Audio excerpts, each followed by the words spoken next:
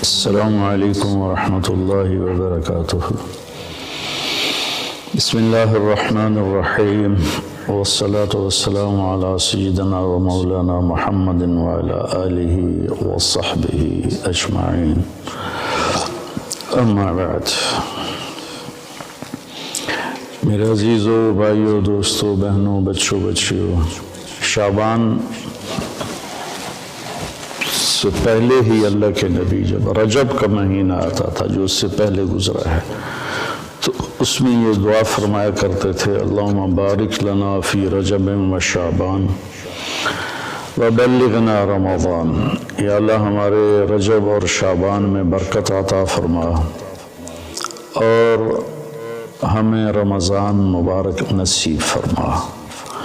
تو ان 2 مہینوں میں گویا آپ رمضان کی تیاری شروع فرما دیتے تھے۔ عربی زبان ایسی ہے جس میں کوئی لفظ بیکار کا نہیں ہے، بے معنی نہیں ہے۔ جس ہم کہتے ہیں چائے وائے، روٹی شوٹی، پانی وانی، کھانا شانا، تو یہ شانا وائے یہ سارے وہ الفاظ ہیں جن کا کوئی مطلب نہیں ہے۔ عربی میں ایسا نہیں ہے، اس کے ہر لفظ کا بلکہ ہر حرف کا مطلب ہے۔ شعبان ایک مہینے کا نام ہے، لیکن شعبان کو شعبان کیوں کہتے ہیں کہ اس مہینے میں عرب چارے پانی کی تلاش میں نکلتے تھے۔ شعب کہتے ہیں متفرق ہو جانا، بکھر جانا، پھیل جانا۔ تو اس میں عرب چونکہ صحرا ہے، یہ عجب ملک اللہ نے بنایا ہے، یہ جزیرۃ العرب، جزیرہ نما، اس کے 3 طرف سمندر ہے، ایک طرف خشکی ہے جو اردن کے ساتھ، شام کے ساتھ جا کے ملتی ہے، عراق کے ساتھ، اور 3 طرف سمندر ہونے کے باوجود یہاں دریا، ایک دریا نہیں، اتنے بڑے ملک میں پاکستان سے 5 گنا بڑا ہے تو ایک دریا نہیں، اور اتنی تھوڑی بارش ہوتی ہے۔ جزیرہ نما جو ملک ہوتے ہیں وہاں تو بارشیں مسلسل ہوتی اور دھڑا دھڑ ہوتی ہیں، لیکن اللہ نے یہاں کے پہاڑوں کو اس طرح سے ڈیزائن کیا ہے کہ بارش کی ہوائیں اس سے ٹکرا کے واپس ہو جاتی ہیں۔ اللہ نے اس خطے کو لک و دک صحرا بنایا، آج بھی صحرا ہے بہت، الربع الخالی، یعنی 1/4 حصہ سعودی عرب کا خالی پڑا ہوا ہے، اس کا نام ہی ہے چوتھائی خالی حصہ، وہاں زندگی نشو و نمائی نہیں پا سکتی۔ تو عرب کا جو جغرافیائی ایک تھا سٹرکچر، اس میں وہ کسی ایک جگہ رہ نہیں سکتے تھے، چند ایک شہر تھے جو آباد تھے، باقی وہ ہر وقت وہاں پانی ہے تو پورا قبیلہ وہاں چلا جاتا تھا، پھر پانی ختم ہو گیا، پھر پانی پہ لڑائی جھگڑے، پھر کسی اور جگہ پانی کا سراغ ملا وہاں چلا گیا۔ تو پانیوں اور چارے والی زمین کی تلاش کے لیے شعبان میں یہ نکلتے تھے، اور پھر آ کر اپنے سردار کو خبر دیتے کہ وہاں چارہ ہے، وہاں پانی ہے، پھر پورا قافلہ موو کر کے وہاں چلا جاتا تھا۔ اور یہ موبائل تھے خانہ بدوش، اور ان کی بستیاں، ان کے شہر خیمے ہوتے تھے، اور چونکہ یہ فطرت پر تھے، چونکہ کوئی وہاں ایسی چیز نہیں تھی جو ان کی فطرت کو مسخ کرے، جیسے میں شہری زندگی نے ہماری فطرت کو بالکل ادھورا کر کے رکھ دیا ہے۔ ہم نے آج تک چمکتا چاند نہیں دیکھا، تاروں بھری اندھیری رات نہیں دیکھی، ستاروں کی مسکراہٹ نہیں دیکھی، سورج چاند کی خوبصورت نورانی ہم نے اس کی شعائیں نہیں دیکھیں، کرنیں نہیں دیکھیں، تو وہ لکو تک میدان تھا۔ افلا ينظرون الى الابل کیف خلقت۔ اب اس ماحول میں رہ کر آپ اس آیت کو سمجھے۔ اونٹ ان کی سواری تھی تو اللہ فرماتا ہے اے اونٹ تو دیکھو کیسے بنا ہے، کس نے بنایا ہے۔ وَإِلَى السَّمَاءِ كَيْفَ رُفِعَتْ۔ جب تم صحرا میں سوتے اور اوپر تاروں بھری رات ہوتی ہے یا 14ویں کا چاند ہوتا ہے، یہ کس نے اوپر کھڑا کر دیا۔ وَإِلَى الْجِبَالِ كَيْفَ نُصِبَتْ۔ یہ تمہارے چاروں طرف پہاڑ ہیں کالے سیاہ، یہ کس نے کھڑے کیے، کیسے کھڑے ہو گئے۔ وَإِلَى الْأَرْضِ كَيْفَ سُطِحَتْ۔ اور یہ زمین بچھونا کیسے بن گئی، اس میں تم سفر کرتے ہو، ہم نے تمہارے لیے زمین کو سکیڑ دیا۔ تو وہ یہ کلچر تھا عرب کی بود و باش اور تہذیب کا کہ یہ موبائل رہتے تھے۔ جب ایک جگہ بستی آباد ہوتی تھی تو جو فطرت میں ہوتا ہے نا، اس میں مزاج عشق بہت طاقتور ہوتا ہے۔ اس لیے عربی شاعری کو کوئی نہیں پہنچ سکا آج تک، عربی شاعری کو مزاج عشق میں، حس لطیف میں۔ حالانکہ وہ ان پڑھ تھے لیکن ان کا شاعر کھڑا ہوتا تھا بغیر تیاری کے 100 شعر فی البدی پڑھ دیتا تھا۔ فی البدی سے مراد ہے پہلے سے کوئی تیار نہیں کیے ہوتے تھے، بس کہتا تھا اور کہتا چلا جاتا تھا۔ تو عشق و محبت بھی عرب کا عشق زنا سے پاک تھا۔ میں نے عرب جاہلیت کی تاریخ پڑھی ہے، میں پڑھ کے حیران ہو جاتا ہوں کہ کیا عجیب لوگ تھے، اور اللہ نے وہاں کسی فاتح قوم کو جانے کا موقع نہیں دیا کہ سب کہتے تھے ریت میں کیا پڑا جو ہم لیں، تو وہ محفوظ رہے، ان کی عربیت، ان کی فطرت محفوظ رہی، نہ ایرانی آ سکے، نہ اس میں رومن آ سکے، یہی اس وقت کی بڑی دو طاقتیں تھیں، نہ قبطی آ سکے جو مصر کی طاقت تھی، تو اپنی فطرت میں تھے۔ تو ان میں عشق و محبت کے جو اشعار ہے نا، وہ ایسے ٹکڑے ٹکڑے کر کے رکھ دیتے ہیں، ترجمہ نہیں، عربی، اگر عربی کی فہم ہو تو آدمی روئے بغیر رہ نہیں سکتا ہے۔ تو جب وہ ایک جگہ کو چھوڑتے تھے اور دوسری جگہ شفٹ ہو جاتے تھے، پھر جب وہاں سے اسی قبیلے کے کسی شاعر کا گزر ہوتا تو وہ ایک دم وہاں گم ہو جاتا، پرانی بستی، پرانا منظر، خیمے اور محبوب کا آنا جانا، تو ایک دم ان کی زبان پھڑک اٹھتی تھی۔ عرب کا سب سے مشہور قصیدہ امرؤ القیس کا ہے، وہ شروع یہاں سے ہوتا ہے کہ وہ ذکر کرتا ہے ان ایام کو جن ایام میں وہ یہاں رہتے تھے، اور وہ جس سے پیار کرتا تھا وہ وہاں ہوتی تھی۔ یہ تو ایک کردار ہے کہ پورے عرب میں یہ ثقافت تھی۔ تو وہ شاعر اپنا قصیدہ لکھتا ہے تو اس سے پہلے اس تصور کو لاتا ہے۔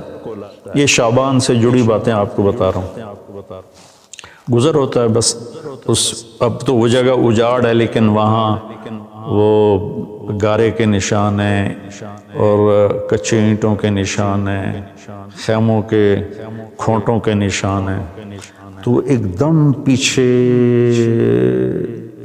اس کے جھروکے کھلتے ہیں ماضی کے، اور وہ ایک دم آواز لگاتا ہے اپنے ساتھیوں کو، کفا کفا، ارے ٹھہر جاؤ۔ تو وہ اس کے ساتھی کہتے ہیں کیا ہو؟ نبکی من ذکر حبیب و منزل بسقط اللواء بین الدخول فحومل۔ ٹھہر جاؤ، تھوڑا سا رو لینے دو محبوب کی یاد میں۔ کفا، ٹھہرو، نبکی من ذکر حبیب و منزل، تھوڑی دیر ٹھہرو، محبوب اور محبوب کے جگہ کو دیکھ کے مجھے آنسو بہانے دو۔ جو سقط اللواء، جو دخول اور حمل کے درمیان جگہ ہے، وہاں پر میرے محبوب کی بستی تھی اور ہم یہاں رہتے تھے۔ پھر وہ آگے قصیدہ چلتا، میں ویسے اشعار سنا دیتا ہوں، ترجمہ نہیں۔ کفا، ٹھہرو، کیا ہوا؟ کنب کے رونا ہے، من ذکر حبیب و منزل، عشق پر معشوق پر، جگہ پر، اور پھر یہاں چھوڑ جانے پر۔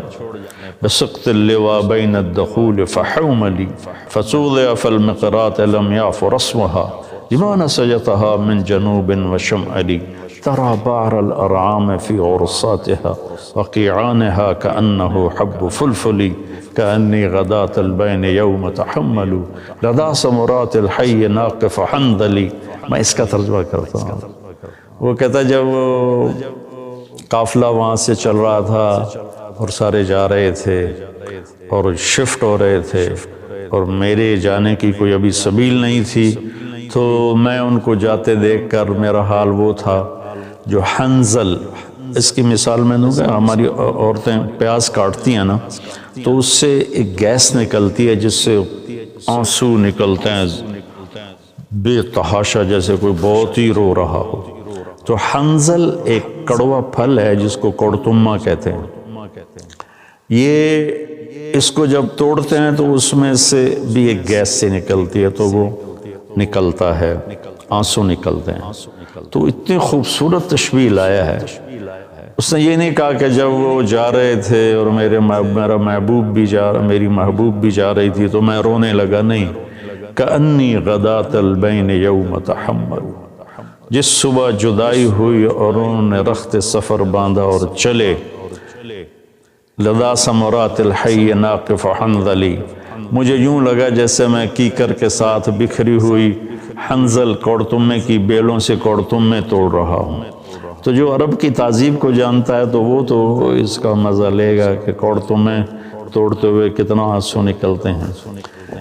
پھر وہ اس کو تھوڑا پھیلاتا ہے کہ میرے رونے پر رحم کھا کر وقوفاً بہا صحبی علی مطیہم، میرے دوستوں نے اپنی سواریوں کو لا کے کھڑا کیا۔ یقولون لا تہلک اسوں وتجملی، ارے بھائی نہ رو، صبر کر صبر کر۔ اور ان پاگلوں کو کون بتائے وَإِنَّ شِفَاعِي عَبْرَةٌ مُحْرَقَةٌ فَهَلْ عِنْدَ رَسْمٍ دَارِسٍ مِّن مَّعُوَّلِ، میں انہیں یہ بتانا چاہتا ہوں کہ مجھے رونے دو، کوئی رونے والا بھی لاؤ جو میرے ساتھ روئے یا مجھے رولائے کہ میری شفا رونے میں ہے۔ فَفَاضَتْ دُمُوعُ الْعَيْنِ مِنِّي صَبَابَةً عَلَى النَّحْرِ حَتَّى بَلَّ الدَّمْعُ مَحْمَلِي، بس پھر میرے آنسو ساون بھادوں کی جھڑی بن گئے اور میں اتنا رویا کہ میرے اونٹ کا پالان بھی سارا کا سارا تر ہو گیا۔ شعبان کے مناسبت سے میں نے تھوڑی آپ کو عرب کی تاریخ بتائی ہے، عرب کی تہذیب بتائی ہے، لیکن اس میں جو کہنا تھا وہ یہ تھا کہ شعبان رمضان کی تیاری ہے، شعبان رمضان کی تیاری ہے۔ تو اس میں میرے بھائیو ہم اگر کوئی کبیرہ گناہ میں ہیں تو توبہ کریں، چھوڑنے کی کوشش کریں یہاں تک کہ رمضان تک بالکل چھوٹ جائے۔ کسی سے لڑے ہوئے ہیں تو منانے صلح کی کوشش کریں یہاں تک کہ رمضان تک صلح ہو جائے۔ کسی کا حق مارا ہوا ہے تو اس سے جا کے دینے کی طاقت ہے تو فوراً دے دیں، ورنہ معافی مانگ کے کہیں بھی میں آہستہ آہستہ ادا کر دوں گا۔ یہ رمضان سے پہلے رمضان کی تیاری، رمضان میں انٹر ہونا ہے کبیرہ گناہوں کو چھوڑ کر، لوگوں کے حق تلفی کو چھوڑ کر، گالی گلوچ کو چھوڑ کر، ظلم و ستم کو چھوڑ کر، اور رشوت، چور بازاری، کھوٹ، اس کو چھوڑ کر۔ بھائیو اللہ کی قسم اٹھا کے کہتا ہوں حرام میں کچھ نہیں رکھا، گناہوں میں کچھ نہیں رکھا، اور اللہ کی قسم اٹھا کر کہتا ہوں ساری بھلائیاں، ساری خوبیاں میرے اللہ اور اس کے رسول کی اطاعت میں ہیں۔ اللہ کے واسطے ہم باقی گناہوں سے بھی توبہ کریں اور فرقہ واریت سے بھی توبہ کریں۔ یہ میرا کرتا ہے نا، یہ ہے اسلام، اور اس کے اندر یہ بنیان ہے، یہ میرے عقائد ہیں اور میرے ذاتی اعمال ہیں۔ اسلام تو سب کا ایک ہی ہے، ان الدین عند اللہ الاسلام، شرع لکم من الدین، تو دین تو سب کا ایک ہی ہے۔ آگے چھوٹی چھوٹی باتوں پہ فرقے بن گئے ہیں، جنازے کے بعد دعا پڑھنی یا نہیں پڑھنی اس پر ہی فرقہ بنا پڑا ہے۔ تو اتنی چھوٹی باتوں میں ہم الجھ گئے ہیں۔ ساری دنیا کتنے خطرے سے گزر رہی ہے، اور کورونا ایک وبا اور وبال ہے، ایک عذاب ہے۔ ہم توبہ کریں باقی گناہوں سے اور فرقہ واریت سے۔ دیکھو میں ہاتھ جوڑتا ہوں، علماء سے بھی کہتا ہوں، یہ دیوبندی بریلوی والا میدان جنگ بند کرتا، یہ شیعہ سنی والا میدان جنگ بند کرتا، یہ حنفی مالکی شافعی حنبلی سلفی یہ میدان جنگ بند کر دو۔ انشاءاللہ جو بھی قرآن اور حدیث کو سامنے رکھ کر عمل کر رہا ہے، اللہ کا فضل اس پر چھائے گا اور وہ ایک دن ضرور جنت میں جائے گا۔ اگر اس کا غلط مطلب بھی سمجھا ہے تو اللہ جو چاہے گا فیصلہ کرے گا۔ ہم اللہ کے واسطے امت بنیں، اپنے ملک کی حفاظت کریں، یا اپنے ملک کی حفاظت کریں۔ اگر ہم کوئی منفی مثبت کام نہیں کر سکتے تو منفی بھی نہ کریں۔ تو بھائیو، ہم اپنے رب کو رمضان خوبصورت کر کے دکھائیں، شعبان اس کی تیاری ہے۔ السلام علیکم۔